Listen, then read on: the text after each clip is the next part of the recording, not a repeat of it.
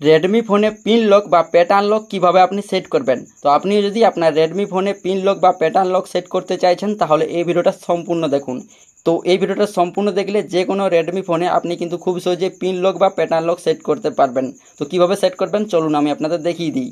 তো রেডমি ফোনে pin lock বা প্যাটার্ন লক সেট করার জন্য আপনি আপনার ফোন থেকে সেটিংস অ্যাপটা ওপেন করবেন। ওপেন করার পর উপরে সার্চ বার পাবেন, এইখানে আপনারা ক্লিক করে স্ক্রিন লক লিখে সার্চ করবেন। স্ক্রিন লক লিখে সার্চ করার পর আপনার সামনে স্ক্রিন লক অপশনটি চলে আসবে, এইখানে ক্লিক করবেন।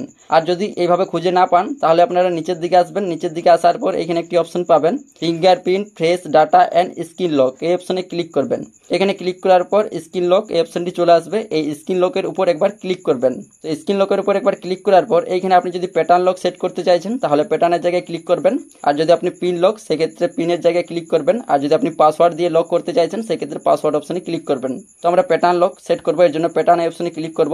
তারপর এখানে 3 সেকেন্ড কিংবা 4 সেকেন্ড অপেক্ষা করে নেবেন। অপেক্ষা করার পর এখানে গট ইট অপশনে ক্লিক করবেন।